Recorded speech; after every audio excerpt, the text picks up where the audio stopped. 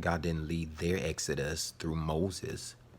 It said many people, even after the Israelites left, were still there working day to day, the same as we do now.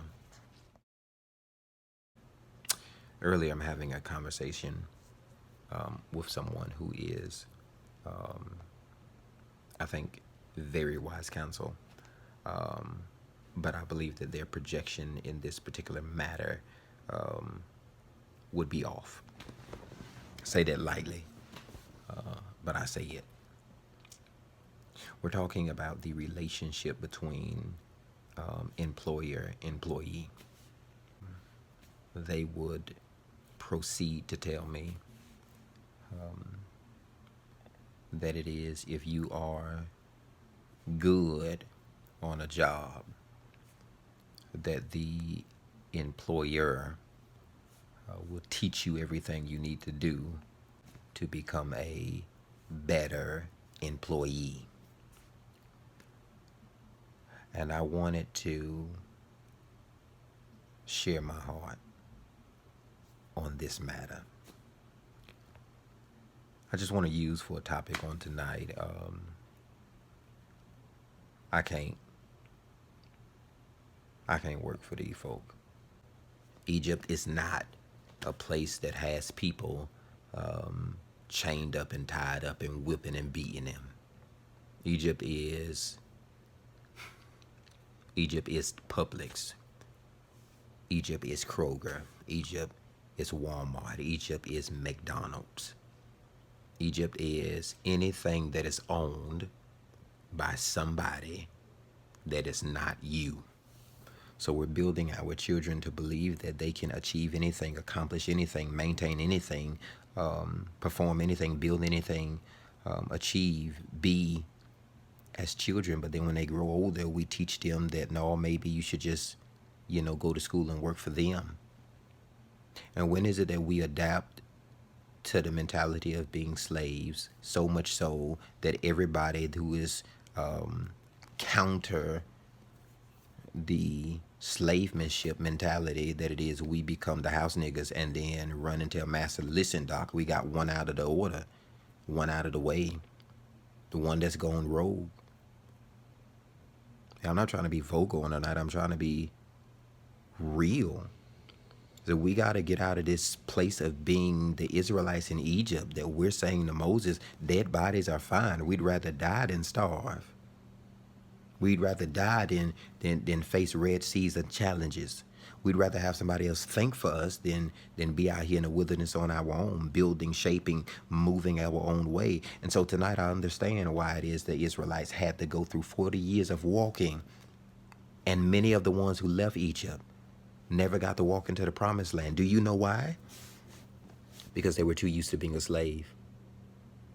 They were too used to the mentality of somebody else providing for them, somebody else taking care of them, that when their children come along and they tell them about freedom, they wouldn't want to hear it. No, be quiet, lay down, go serve Pharaoh. Go. I hear you, your dreams are nice, you can achieve anything that you want to, but at the end of the day, I need you to shine your shoes, get your slippers together, because tomorrow you got to build that pyramid. So at some point in time, God had to say, you know what? It's not even for you, Abraham. God has to put it in his mind that, listen, I have to change your name. Well, you're not even one person anymore. You got the weight of a nation on your back. You got to change your thinking before they even get here. Listen to me. You have to change. My God, that's good. You have to change your thinking before you can even produce a seed that can come out of you with the mentality, maybe I can be free. Freemanship is something that is crucial. That it started way back at Abraham and goes at least 5 to 6 generations before they even see or walk into the land of Canaan. They have to be put in a position where my father's fathers thought freely.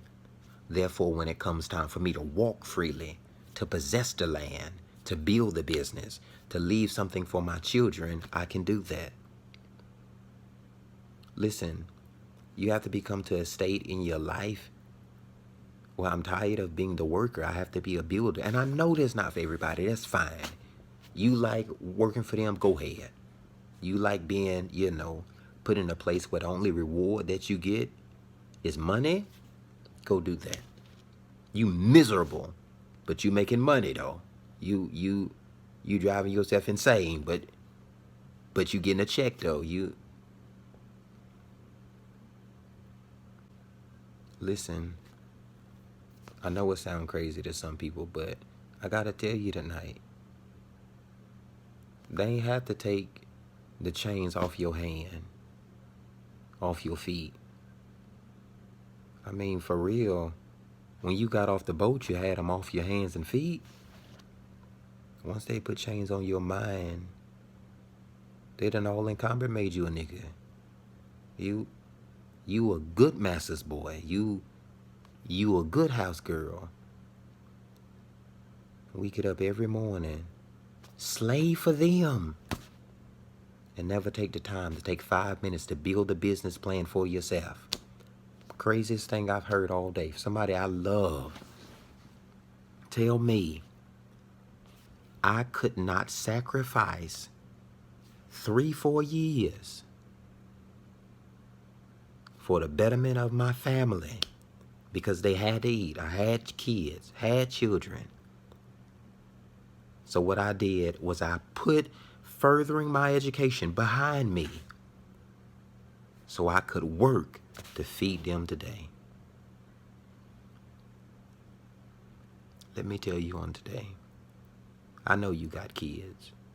I know you got children. I know you got people depending on you. Let me tell you something. I would rather let them starve today so that we'll never again have to depend on a man to feed us tomorrow. If I have to sit down and have a conversation to say, you know what, babe? Today, to the end of the year, we gonna eat beanies and weenies. We gonna eat rice and peas.